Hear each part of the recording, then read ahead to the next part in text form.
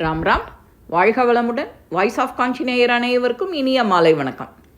இன்றைக்கி பெரியவா அனுபவத்தில் பெரியவா கிட்ட 40 வருஷம் கைங்கரியம் பார்த்த குமரேசன்கிறவர் சொன்னார், 40 ஆண்டுகளுக்கு முன்னாலேயே அவர்கிட்ட இருக்கிற பாக்கியம் கிடச்சதுக்கு பல ஆண்டுகளுக்கு முன்னாடி ஒரு கார்த்திகை மாதத்தில் தஞ்சாவூர் அருகில் திருக்காட்டுப்பள்ளியிலேருந்து ஒரு தம்பதி தன்னோட பொண்ணுக்கு இன்னும் கல்யாணம் ஆகலை அப்படிங்கிறதுக்காக அவள் பெரியவாளை தரிசனம் பண்ண வந்திருக்கா, அங்கே காத்துன்ருக்கா. அப்போது நமஸ்காரம் பண்ண வரும்போது அவள் லைனில் நின்றுருந்தா, பல பேர் எல்லாருக்கும் அனுகிரகம் பண்ணிகிட்டு இருந்தா. பெரியவாளோ இவாளோட முறை வரும்போது பெரியவா அவகிட்ட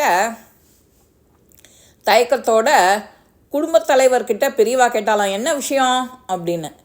பெரியவா, எங்களுக்கு ஒரே பொண்ணு, இவளுக்கு திருமணம் தள்ளிண்டே போயின்ட்டுருக்கு, உங்களோட அனுகிரகம் இருந்தால் தான் திருமணம் நடக்கும், நீங்கள் தான் ஆசி வழங்கணும் அப்படின்னாராம் அந்த குடும்பத்து தலைவர். பெரியவாலும் அந்த பொண்கிட்ட உன்னோட பேர் என்ன அப்படின்னா ராதா. பெரியவா அவகிட்ட, உங்கள் ஊரில் சிவன் கோயில் பெருமாள் கோயில் எல்லாம் இருக்கோ இல்லையோ? ஆமாம். சரி, அடுத்த மாதம் மார்கழி வருதோ இல்லையோ, தினமும் அதிகாலையில் நீராடி விட்டு வாசலில் கோலம் போடு, பெருமாள் கோவிலுக்கு போய் திருப்பாவை பாடு, சிவன் கோவிலுக்கு போய் திருவம்பாவை பாடு. உனக்கு போக முடியாத நாள்லாம் வரும் இல்லையா, அந்த நாட்களில் வீட்டில் இருந்துட்டே அந்த பாடல்களெல்லாம் சொல்லு அப்படின்னு சொல்லி ஆசீர்வாதம் பண்ணாலாம். அந்த ராதாவோ பெரியவா சொன்னதை தவறாமல் கடைபிடிக்கிறா. தை மாதம் பிறந்த உடனே ஒரு நல்லாளில் அவள் வீட்டு கதவை தட்டி பெற்றோர் அந்த பொண்ணை கல்யாணம் பண்ணிக்க அவள் அலையன்ஸ் வந்துடுத்தான். பெரியவா அவர்கிட்ட மனைவியும் அவரும் வந்து நிற்கிறா. திரும்ப அவெல்லாம் எங்ககிட்ட பெண் கேட்டு வந்திருக்கா, எங்கள் பூர்வீகம் பாலக்காடு, உங்கள் பொண்ணை பற்றி நாங்கள் தெரிஞ்சுட்டோம், அவளோட ஜாதகம் எங்கள் பையனுக்கு பொருத்தமாக இருக்குது, திருமண பேச்சும் நடக்கிறது, நிச்சயதார்த்த நாளும் வருது, முகூர்த்த நாள் குறித்ததும் தை பிறந்ததும் ராதாவுக்கு வழியும் பிறந்துடுத்தோ அப்படின்னாலாம் அவள் அம்மா அப்பா எல்லாரும் சேர்ந்து. திருமணத்துக்கு முன்னதாக சரி பெரியவாளை பார்த்து ஆசி வாங்கிட்டு வருவோன்னு திரும்ப காஞ்சிக்கு வரா. ராதா கிட்ட, உன் பெயர் ராதா தானே, உனக்கு வரப்போகிற ஆத்துக்காரர் பேர் என்ன அப்படின்னு அவர் கேட்டாலாம். பெரியவா கண்ணன் அப்படின்னு சொன்னாலாம். உன் மாமனார் பெயர் பரமேஸ்வரனோ?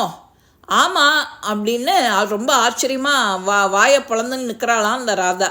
மாமனார் பெயர் பெரியவாளுக்கு எப்படி தெரிஞ்சுது அப்படின்னு அவள் ஆச்சரியப்படுற நேரத்தில், நீ திருப்பாவை படித்த கண்ணன் கணவனாக வந்துட்டான், திருவம்பாவை படித்த பரமேஸ்வரனே மாமனாராக வந்துட்டார் அப்படின்னாலாம் பெரியவா. இதை கேட்டு அங்கே எல்லாருமே அதிசயமாக ஆச்சரியப்பட்டு போகிறாளாம். இதை உணர்ந்த ஞானிக்கு அவெல்லாம் பெரியவா பெயர் மாமனார் பெயர் என்னன்னு தெரியாதா என்ன? நமக்கு எப்பவும் பெரியவா கடாட்சம் பரிபூர்ணம் அப்படின்னா அது சொல்லும் போது ததாஸ்தோ அப்படின்னு 33 தேவர்களும் ஆசீர்வாதம் பண்ணுவாளாம், நீ என்ன வார்த்தை வீட்டில் சொன்னாலும். அதனால தான் நல்லதை பேசு, நீ எதை செஞ்சாலும் உடனே அதை கரெக்டாக அந்த பலன் உனக்கே திரும்ப வரும். அதனால் நீங்கள் பார்த்து பேசுங்கோ, ததாஸ்துக்கு தகுந்த மாதிரி வார்த்தையை பேசுங்கோ. இந்த பதிவு உங்கள் எல்லாருக்குமே பிடிச்சிருக்கும். லைக் பண்ணுங்கோ, ஷேர் பண்ணுங்கோ, பெல் பட்டனை கிளிக் பண்ணுங்கோ, சப்ஸ்கிரைப் பண்ணுங்கோ, கமெண்ட்ஸ் பாக்ஸில் கமெண்ட்ஸ் போடுங்கோ. ஸ்ரீ மகாபெரிவா திருவடிகளே சரணம். நல்லதே நடக்கும். ஆனந்தமாக இருப்போம் நண்பர்களே. வாழ்க வளமுடன்.